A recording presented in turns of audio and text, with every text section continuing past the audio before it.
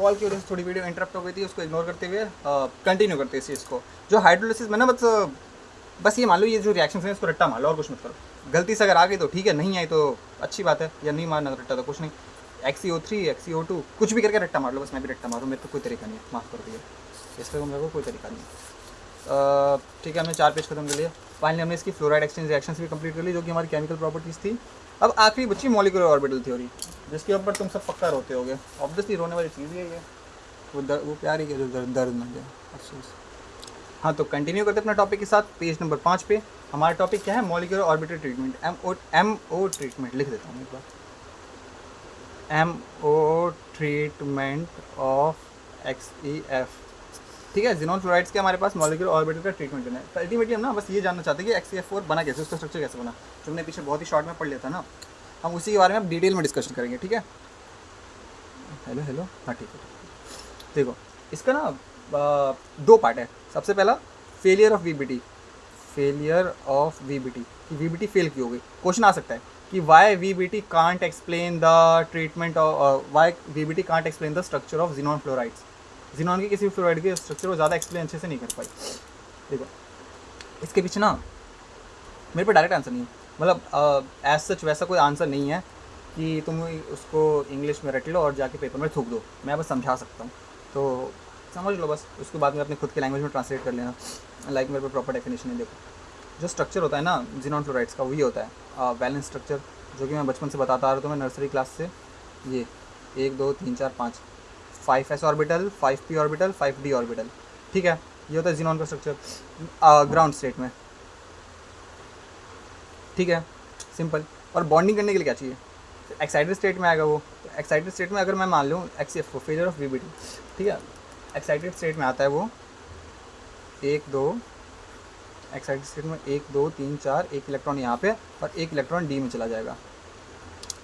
Excited state, EXCITT, excited for XeF2 की bonding के लिए जो नॉर्मल हम हाइब्रिडाइजेशन करते हैं वैसे नहीं करते हैं कि ग्राउंड स्टेट में ये रहा, फिर एक्साइटेड स्टेट में ये हो जाएगा। तो जो ये बना ना, ये हाइब्रिड ऑर्बिटल्स बने, इसको हम कहेंगे sp3 और एक D, sp3D हाइब्रिडाइज्ड ऑर्बिटल्स बनेंगे। ठीक है, तो यहाँ तक तो सब सही है कि हाइब्रिडाइजेशन होगी, ये एक्साइटेड स्टेट में जाएगा, एक इलेक्ट्रॉन यहाँ चला जाएगा, फिर sp3D हाइब्रिडाइज्ड होगी। अब ये मत सोचो कि S वाला तो इसमें पार्टिसिपेट नहीं कर रहा, तो sp3 हाइब्रिडाइज्ड क्यों बना, सिर्फ POD और मिल रहे हैं ना, भूल जाओ तुम। बस ये मान लो sp3 हाइब्रिडाइज्ड होते हैं, ज़्यादा दिमाग मत लगाओ, होता है, बस जो होता है वो होता है, ज़्यादा दिमाग मत लगाओ। ठीक है, तो sp3 हाइब्रिडाइज्ड बनेगा, जिससे हमें क्या पता चल जाएगा, hence trigonal bipyramidal structure, bipyramidal geometry can be explained from this,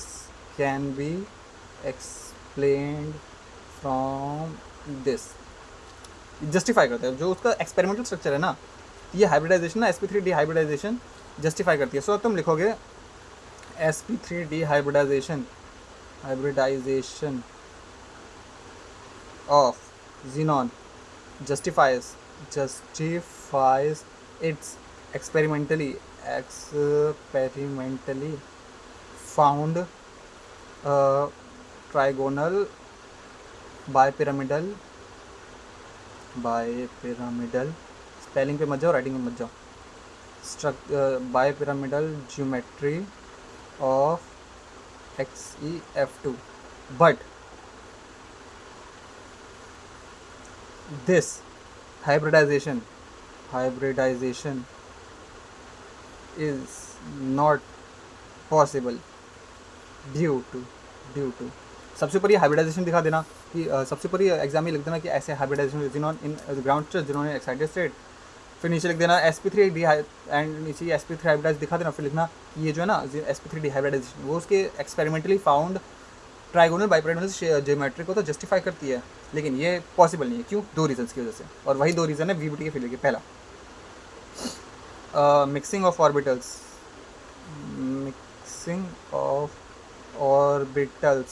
needs similar shape, D orbital is very large to overlap with p orbital, with p orbital, hence the overlapping is not efficient. Overlapping is not efficient.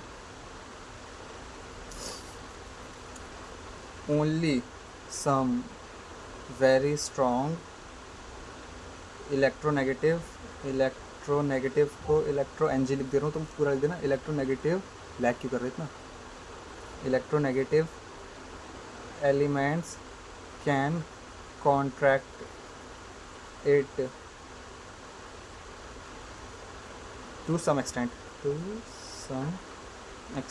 तो देखो पहला point ये है ना, देखो जो hybrid orbitals होते हैं वो ओवरलैप करते हैं, तो ओवरलैप करने के लिए क्या चाहिए? उनका शेप अगर सिमिलर सा होगा तो ज़्यादा अच्छे से ओवरलैपिंग हो जाएगी।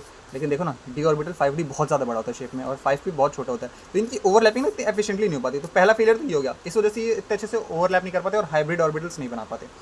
सेकेंड फेलियर क्या है? Overlapping of orbitals needs similar energy. मतलब सिमिलर एनर्जी के ऑर्बिटल्स ही तो ओवरलैप करेंगे तब जाके कुछ अच्छा नया ऑर्बिटल बनाएंगे। Similar energy, but energy gap between 5P, 5D, इन दोनों के बीच में जो एनर्जी गैप है ना, is so huge, 960 kilo joule per mole. बहुत ज़्यादा होता है 960 kilo joule per mole. So they can't overlap and only strong electronegative elements, EG नहीं electronegative elements in large amount, यानी कि F6। अगर 6 फ्लोरीन होगी तभी कर पाएगा, इसलिए दो फ्लोरीन भी नहीं बना पाते। अगर 6 फ्लोरीन लेके आओगे ना, then can make bond। तो अल्टीमेटली तुम समझ गया ना क्या फेलियर के 2 पॉइंट क्या। देखो नॉर्मल क्या था, अगर हम वीबीटी के तरीके से चलते तो वीबीटी क्या कहती है कि ये ग्राउंड स्टेट होगा, फिर ये एक्साइटेड स्टेट होगा, और बाद में ये बॉन्ड कर लेंगे और खुश हो जाएंगे हाइब्रिड ऑर्बिटल्स बनाकर। लेकिन हाइब्रिड ऑर्बिटल्स नहीं बन पाते इस तरीके से सिंपली। क्यों नहीं बन पाते? उसके 2 रीज़न है। फेलियर के 2 रीज़न क्यों है? पहला रीज़न क्या है कि जो शेप है ना, जो साइज़ है डी ऑर्बिटल का, वो बहुत ज़्यादा बड़ा होता है as compared to p orbital, तो ओवरलैपिंग उतनी एफिशिएंटली नहीं हो पाती है। और सेकंड क्या है, एनर्जी गैप इन दोनों में बहुत ज़्यादा है, और एनर्जी गैप अगर सिमिलर होता है ना, तभी जाके इसकी प्रॉपर बॉन्डिंग हो पाती है, प्रॉपर ओवरलैपिंग हो पाती है और नए हाइब्रिड ऑर्बिटल्स बन पाते हैं। तो इन 2 रीजंस की वजह से इनकी हाइब्रिडाइजेशन नहीं हो पाती है। बट फिर क्वेश्चन आता है, फिर हम क्यों इसे हाइब्रिड ऑर्बिटल सीखते हैं? जस्ट बिकॉज जो उसके एक्सपेरिमेंटली फाउंड शेप हैं, एक्सपेरिमेंटली फाउंड ज्योमेट्री है, उनको जस्टिफाई करने के लिए मैसेज लिख देते हैं, बस बात खत्म और कुछ नहीं, नथिंग मोर। तो ये बस ना, ये ब्लफिंग है, ब्लफिंग। तो पहला पार्ट तो हो गया कि वीबीटी फेल क्यों। अब इसका सेकेंड पार्ट क्या है? Simple MO treatment. VBT fail होगी तो मॉलिक्यूलर ऑर्बिटल इसको कैसे एक्सप्लेन करता है? देखो उससे पहले ना थोड़ी सी बेसिक चीज़ समझ लो मॉलिक्यूलर ऑर्बिटल की, जो तुम भूल चुके हो। एक ऑर्बिटल ये रहा, 2 एलिमेंट है, उसके मान ली एक एस ऑर्बिटल ये रहा, एक एस ऑर्बिटल ये रहा, ये दोनों मिलते हैं, एक बॉन्डिंग ऑर्बिटल बनाते हैं जिसकी एनर्जी कम होती है, और एक एंटी बॉन्डिंग बनाते हैं। ठीक है, ये जब हम स्केल बनाते हैं ना एनर्जी का, ये एनर्जी हाई ऊपर जा रही है, ये एनर्जी हाई ऊपर जा रही है, तो बॉन्डिंग की एनर्जी इन दोनों से कम होती है, एंटी बॉन्डिंग की इससे कम होती है। 2 इलेक्ट्रॉन्स ये रहा, 2 इलेक्ट्रॉन्स ये, तो 2 इलेक्ट्रॉन्स यहाँ चले गए, 2 इलेक्ट्रॉन्स यहाँ चले गए। ठीक है, एक तो ये चीज़ होती है, ऐसे बनाते हैं। फिर एक होता है बॉन्ड ऑर्डर। बॉन्ड ऑर्डर क्या होता है? Number of bonding electrons minus number of anti bonding divided by 2, ये होता है बॉन्ड ऑर्डर। ठीक है, मेरा गलत हो बैठा है। ठीक है, तो ये बॉन्ड ऑर्डर होता है। लेकिन ना ये तो इवन ऑर्बिटल्स मिल रहे हैं, इसमें एक एक्सेप्शन आता है, when odd number of orbitals overlap. Page number 6। तो जब ऑड नंबर ऑफ ओवरलैप करते हैं ना, ऑड नंबर ऑफ ऑर्बिटल्स बनते हैं, देन एक नॉन बॉन्डिंग ऑर्बिटल बनता है। नॉन बॉन्डिंग, ये नई टर्म्स नहीं होगी तुमने, एक नॉन बॉन्डिंग ऑर्बिटल बनता है, और फिर n-1/2 इतने बॉन्डिंग बनते हैं और इतने ही एंटी बॉन्डिंग बनते हैं। यानी कि अगर n = 3 है तो उसमें से n-1 यानी कि n-1/2 यानी कि 2/2 यानी कि 1, तो एक बॉन्डिंग बनेगा, एक एंटी बॉन्डिंग बनेगा, और एक जो बनेगा नॉन बॉन्डिंग बनेगा हमेशा। अगर 5 है तो उसमें से एक नॉन बॉन्डिंग बनेगा और 2 बॉन्डिंग बनेंगे और 2 एंटी बॉन्डिंग बनेंगे। इतने ऑर्बिटल्स बनते हैं, ठीक है। सिर्फ बॉन्डिंग और एंटी बॉन्डिंग नहीं, बल्कि एक नॉन बॉन्डिंग ऑर्बिटल भी होता है। और जो एनर्जी होती है ना इनकी, वो कुछ ऐसी होती है। सबसे कम होती है बॉन्डिंग की, ऑब्वियसली, क्योंकि वो सबसे स्टेबल है। फिर होती है नॉन बॉन्डिंग की, as you know by name. और फिर सबसे ज़्यादा होती है एंटी बॉन्डिंग की, वो तो है दुश्मन, ठीक है। तो जब हम बनाते हैं ना 3 ऑर्बिटल्स को ऐसे ओवरलैप कराते हैं, जैसे 2 ऑर्बिटल्स यहाँ के हैं, एक ऑर्बिटल्स यहाँ से उठा लाया हमने, इन दोनों को जब बनाते हैं ना तो ऐसे 3 ऑर्बिटल्स बनते हैं, पहला, दूसरा और तीसरा। तो ये 2 3, तो ये जो सबसे नीचे वाला बॉन्डिंग है, ये बीच वाला है वो नॉन बॉन्डिंग है, नॉन बॉन्डिंग। सबसे ऊपर वाला एंटी बॉन्डिंग है। और इलेक्ट्रॉन्स ऐसे फिल करेंगे जैसे 1 2 3, 3 इलेक्ट्रॉन्स है ना, तो सबसे पहले 2 इलेक्ट्रॉन्स यहाँ चले गए और 1 इलेक्ट्रॉन यहाँ चला गया। इस तरह लेवल वाइज फिल करते रहते हैं, ठीक है। तो सिंपल सा इतना सा फंडा है। ये कुछ बेसिक सा है मॉलिक्यूलर ऑर्बिटल का जो मेरे को बताना था।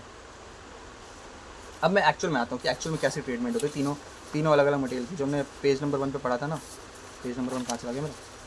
ये जब हमने स्टार्टिंग से पढ़ा था कि वीबीटी का फेलियर हमने देख लिया। अब हम पढ़ेंगे एमओटी की सक्सेस की, एमओटी कैसे इन तीनों के स्ट्रक्चर को एक्सप्लेन करती है।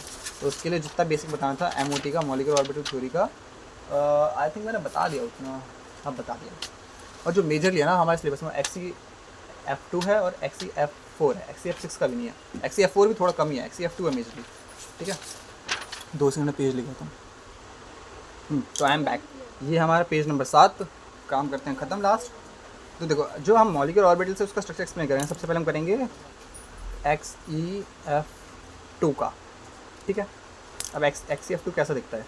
एक जीनॉन, एक फ्लोरीन है, एक फ्लोरीन यहाँ पे, 4 इलेक्ट्रॉन से, उसको मैं गिन नहीं रहा, भाड़ में जाएगा इलेक्ट्रॉन, बस लीनियर होता है ना, बात खत्म। लीनियर से मतलब रखेंगे।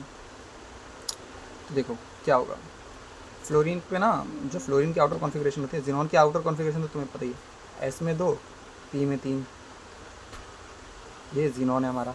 और फ्लोरीन कैसा दिखता है? फ्लोरीन के P में लास्ट में कितने होते हैं? 1 2 3 4 5, एक इलेक्ट्रॉन यहाँ पे कम है और इसमें पूरे भरे पड़े हैं, ठीक है। तो जब मिलते हैं ना तो बताऊँ क्या होता है।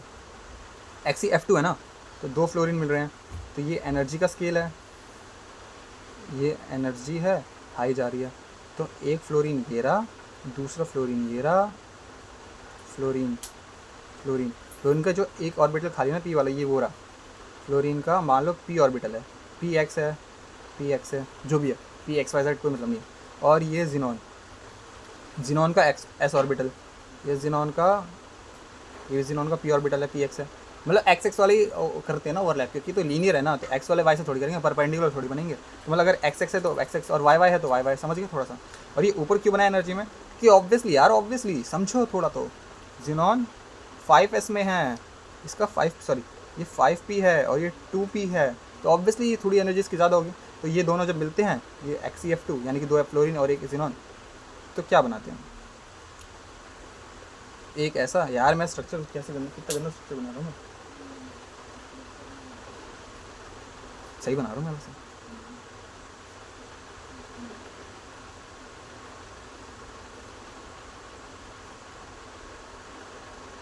स्ट्रक्चर में मजा, शेप में मजा, मेरी ड्राइंग बड़ी बेकार है। तो यहाँ पे ये जो सबसे नीचे बना ये बॉन्डिंग ऑर्बिटल बनेगा, जो बीच में बना वो नॉन बॉन्डिंग बनेगा, सबसे ऊपर बना वो एंटी बॉन्डिंग बनेगा। तो ठीक है, तो 1 2 3 ऑर्बिटल्स मिले और 3 नए ऑर्बिटल्स बना दिए, एक एंटी बॉन्डिंग, एक नॉन बॉन्डिंग और एक बॉन्डिंग। अब इलेक्ट्रॉन्स कैसे जाएंगे? सबसे पहले बॉन्डिंग में 2 इलेक्ट्रॉन्स चले गए, 2 इलेक्ट्रॉन्स खत्म, मेरे पे बचे 2 इलेक्ट्रॉन्स, दोनों नॉन बॉन्डिंग में चले गए, एंटी बॉन्डिंग में कुछ गए ही नहीं। तो इसका बॉन्ड ऑर्डर क्या हुआ? इसका बॉन्ड ऑर्डर कितना हुआ XeF2 का कितना हुआ? नंबर ऑफ बॉन्डिंग इलेक्ट्रॉन्स 2 हैं, एंटी बॉन्डिंग 0 है, divided by 2, that is 1। So 1 bond across 2 elements, दो F है ना, तो 2 F के साथ एक बॉन्ड डिस्ट्रीब्यूट हो रखा है। सो जो बॉन्ड ऑर्डर है ना, वो अप्रॉक्सीमेटली 0.5 होता है। थोड़ा कन्फ्यूजन होगा बट समझ जाओ। जब हम हाइड्रोजन का लेते हैं ना, तो उसमें क्या होता है? उसमें ना एक ही बॉन्ड बना होता है हमारे पास, और उसका मान लो बॉन्ड ऑर्डर 1 आता है फिर, क्योंकि number of bonding electrons, anti bonding जो भी कर धर के लास्ट में यहाँ पे एक आता है। लेकिन XeF2 में ना हमारे पे 2 बॉन्ड है, 2 बॉन्ड के टोटल 2 बॉन्ड मिलके एक बॉन्ड ऑर्डर बना रहे हैं। तो इसलिए हर एक बॉन्ड का बॉन्ड ऑर्डर कितना हुआ? 0.5। पूरे मॉलिक्यूल का बॉन्ड ऑर्डर छोड़ो, हर एक बॉन्ड का, each XeF bond has bond order 0.5। ये मतलब तुम्हें डायरेक्टली 5 नंबर दे देगा, explain the, describe the, molecular orbital treatment of xenon fluoride XeF2 या कुछ भी ऐसा है, तो ये सब तो मैं लिखना है, इसलिए मैं इसमें डायरेक्ट कोई क्वेश्चन नहीं आने वाला, इसलिए बता देता हूँ, क्योंकि ये डायरेक्ट PYQ है। हाँ ये PYQ है, एक PYQ आ चुका है किसी साल तो, कि molecular orbital treatment of XeF2। ठीक है, तो इसका बॉन्ड ऑर्डर ये हो गया, तुमने इसकी ऑर्बिटल मॉलिक्यूलर ऑर्बिटल प्रोफाइल बना दी, और क्या, और कुछ है ही नहीं। तो इसको हम फाइनली क्या कहते हैं, देखो इसका एक स्पेशल नाम होता है, इसको कहते हैं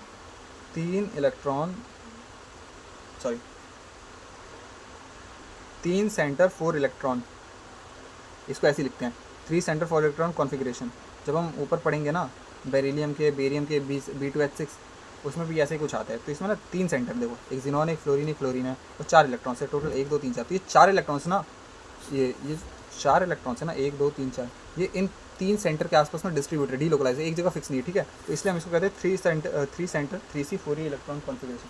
इसका बॉन्ड ऑर्डर पता चल गया, और लीनियर है। लीनियर क्यों है? Because of best overlap and least electronic repulsion. Simple सी बात है, फ्लोरीन जितना ज़्यादा दूर रहेंगे उतना ज़्यादा अच्छा, उतना कम रिपल्शन रहेगा। तो आई थिंक बस XeF2 का इतना सा ट्रीटमेंट है, सिंपल सा। पेज नंबर 7 हो गया, पेज नंबर करते हैं हम 8। पेज नंबर 8 पे क्या करेंगे, बस सिंपल सा XeF2 खत्म कर देंगे, XeF2 खत्म कर देंगे। XeF4 का ट्रीटमेंट, इसका भी सिंपल सा ऐसा ही, इसको मॉलिक्यूलर ऑर्बिटल प्रोफाइल बनानी नहीं आती। XeF4 में क्या आता है, XeF4 को क्या कर सकते हैं, XeF4 में कुछ नहीं कर सकते। देखो इसके आगे छोड़ो, बस XeF2 का मेनली आता है और कुछ नहीं आता। मेरे को भी सच बता रहा हूँ, XeF4 मेरे को नहीं आता, नहीं आता मेरे को XeF4, इसलिए नहीं करा रहा मैं। मतलब बस इतना संभालो, स्क्वायर प्लेन होता है। क्यों? क्योंकि उसमें सारे इलेक्ट्रॉन, जो सारे फ्लोरीन है मैक्सिमम 90 डिग्री पर स्प्रेड होंगे, तो सबसे बेस्ट रहेगा, और कुछ नहीं है, और कुछ है ही नहीं ऑब्वियसली। बाकी कुछ और हो तो पता नहीं। और एक आता है हमारे पे XeF6 का। तो XeF ना अकॉर्डिंग टू MOT/VBT, इट्स, देखो इसके साथ एक्सेप्शन नहीं आता कि XeF6 है ना, उसका बाय डिफ़ॉल्ट ना पेंटागोनल बायपिरामिडल होना चाहिए। लाइक पेंटागन है, 1 1 2 3 4 5 और 2 ऊपर नीचे होने चाहिए। ठीक है, XeF6 और एक लोन पेयर। देखो XeF6 के पास ना क्या है, 6 बॉन्ड पेयर है प्लस एक लोन पेयर है S का, तो टोटल 7 हो गए, 7 इलेक्ट्रॉनिक रीजन्स हो गए। तो 1 2 3 4 5, एक फ्लोरीन ऊपर और एक लोन पेयर नीचे, ऐसा कायदे से होना चाहिए था, बट एक्चुअली में ऐसा नहीं होता। ये जो बेस है ना, इसका पेंटागन का बेस नहीं बनता, इसका बेस वही बनता है स्क्वायर पिरामिडल। 1 2 3 4 5 6, जैसे मैंने ऊपर स्ट्रक्चर बताया था। तो 6 फ्लोरीन ऐसे लगे होते हैं, और जो एक लोन पेयर होता है ना, वो कहीं पर भी ऐसा डीलोकलाइज हो रखा होता है, तो डिस्टॉर्टेड शेप बन जाती है। तो this can not be explain by